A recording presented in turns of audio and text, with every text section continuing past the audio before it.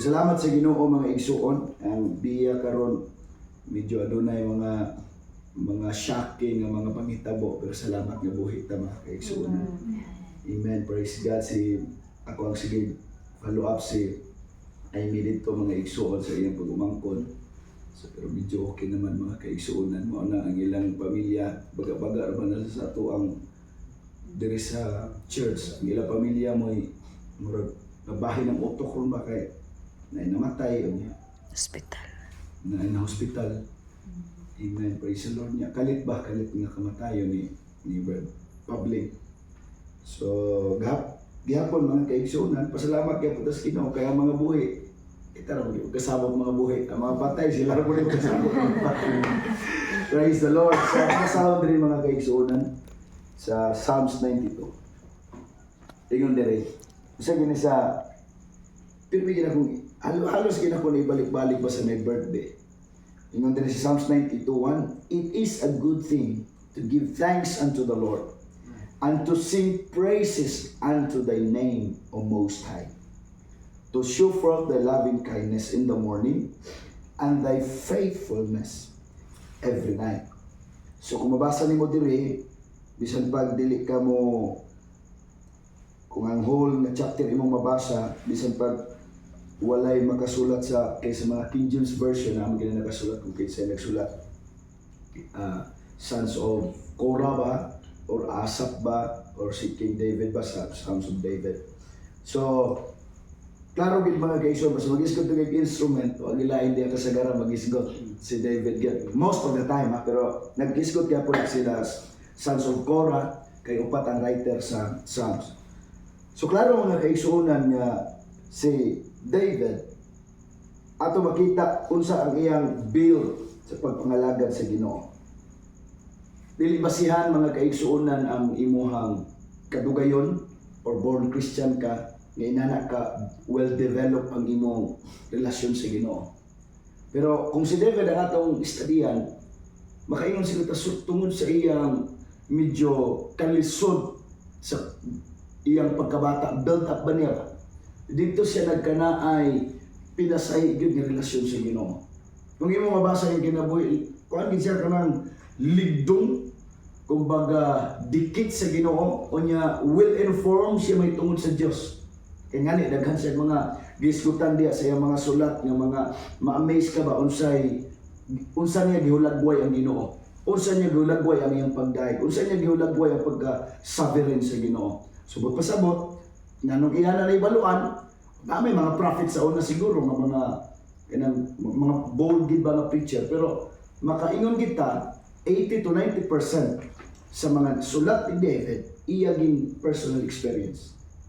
Kaya nga naman tungod sa build up niya. So, naay mga advantage o disadvantage. Halimbawa, nagtubo kang lisod. Naay disadvantage ana kay wala kasuoy kaya ay. Pero ang advantage ana mga kaigsuonan, grabe ang build up ni mo anak. Kanang makaingon ka nga salamat nga nabuhi kong lisod, salamat nga nabuhi na tao ko o nagtubo ko nga kanang gipaagi sa Ginoo kanang murag aginod ba. Kay dito ka makakaton unsaon paglig-on sa imong kaugalingon. The only way to survive gahi ka. Di ka magpahila-kila, di ka magpapildi-pildi, gahi. So, makita nato dito ba nga although na ay bati nga sitwasyon, pero mo ito'y nakapag-build sa iyo. Okay? Mao nang ang Ginoo great designer din siya sa itong kinabuhi. Di ba? Kay ang imong pagkabata usay i-prepare ka niya para sa umalabot nimong sitwasyon. Imong pagkabata ikadako nimo kay nakay atubangon nakay sa gubangon. Nya kaya nimo tungod kay gi-build ka daan gi-prepare ka sa Ginoo. So kini si David makaingon ta sa iya nga og pag-isog ko yung siya isog po kay og isgutan si Haring Saul. Si Haring Saul may isgutan sa banay ni banay si Benjamin. Sa banay ni Benjamin way lang taas, gwapo ug maayos pa nung maayos kamao di ba? Kumbaga sa ato pa na 12 pares pasados 12 pares. Kita ko sa pares naman. Siya 12 pares. Kuan gid siya pero pag abot ni David, imo imagine pag-abot ni David, nga ang challenge dito maginanad na ila si David no katong Goliath na. Dito magina sa napaila-ila kang Saul. Pero bahag ang buntot ni Saul. Sa paghagit ni Goliath, every day God, naghagit si Goliath sa Israel. Si Saul, hari Saul, tago. Di basta-basta gid ang kahadlok sa Israel. Pero si David, paggawa sa tungod sa build, makaingon ka, grabe hindi iso. Kaya nga naman, diin man siya i-practice sa Ginoo. Limang ka natin bantay ka karnero. Oh. Protector ka sa mga karnero. Every day and night to akarito. So mao nang daghang mga preacher nga mo-agree sila nga si David nagtubo gid siya sa tibuok pamilya, sa tanang anak ni Jesse. Siya gid pinakaluoy. Siya gid murag less ang iyang value. Uy ko baray. Di mo ginamalikayan. Ako aminado gid ko bisan sa mga ginikanan makaingon sila mo pinalabi pero di gid malikayan sa action. Di mabantayan ba? Nga kanang less value gid ang usa ka anak o inanak kay di man na siya mabantayan pero pareho kung pinangga na. Mao siguro ni si David. Siya gibutang dito. Imagine mo kay balagod si ang iyang ginikanan nga na ay mga lugo. Kabalagod sila nga ay mga liyon nga manukot pero nganong siya gibutang dito nga bata naman siya although ang iyang mga maguwang labi na tulo naisgutan nga sa panggubatan din sila gibutang. Pero mas kuyaw ang David. May malang to sa panggubatan kay every time nga nalay gubat. O nga daghan pud sila. May armor po O sila. daghan pa kayong chance nga dili sila maunang kamatay. Pero si David, siya ay prone. Kaya ibatay ko siya yung matubang sa mga leon o oso. Pero ang nakanindo, dito siya gi-build sa Ginoo. Pag mayroong tagbatan-on siya, pero katong tayong mga kuhan, na anak, ayun sa mga scholars, mga nanas ko, tinta. Si Bro Jason, di pa rin ka, batan-on Bro Jason. Ang 40 ko na batan-on pa na ang tawag. Basta mayroong ganito ng batan-on, una pa na sa around 40 pa. Padong pakas batanon. Pasipa pa ni Bro Jason. Baby damulag pagay taron. Fitos pa karon. Magkikumpara sa batan-on ng 40. So, Young adult.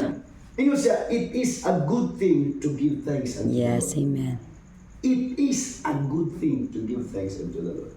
Umasahan mo si David, di give perfect yung kinabuhi. Sabi sa gingon ni Sister Janisa, ganina naman, why perfect yun? Nakikita yung mga lapses.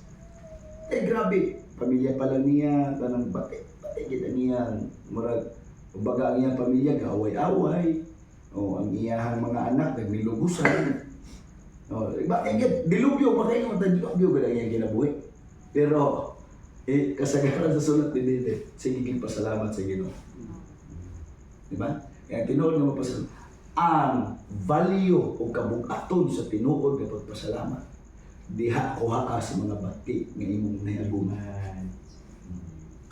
As long as di ka pagion og mga bati sa kinabuhi, di gibag ka na kabugaton. Ang imong pagpasalamat. Kay purpose nindot lang, salamat. Pero diagi ka bati, proseso kas Ginoo. Ang imong pag-ingong pasalamat, ang uban nagkatawa, ang uban niyano nag-isulti, pero ikaw, hinukad gikas kasing-kasing. Ingon si David, it is a good thing to give thanks unto the Lord. Tungod ba kay gipromote siya sa Ginoo? Ang iyang pagkahari, una siya nahari, pero process ay kinabuhi. Di ba? Ang suya lang, okay na ginan ang atong mga silingan ng mga ultimo mga masuyas to. Ang inasuya sa hari mo. Kanya di pa basta-basta kasuya, man taglibak ra, gikukot din siya. Gilotos din siya. Kaya just imagine, King Saul was willing to dadon ng tibok sundalo sa Israel para lang lutuson ng usa ka batan-on ni David. Imagine na ninyo, pila na panahon nagpuyo sa kuiba.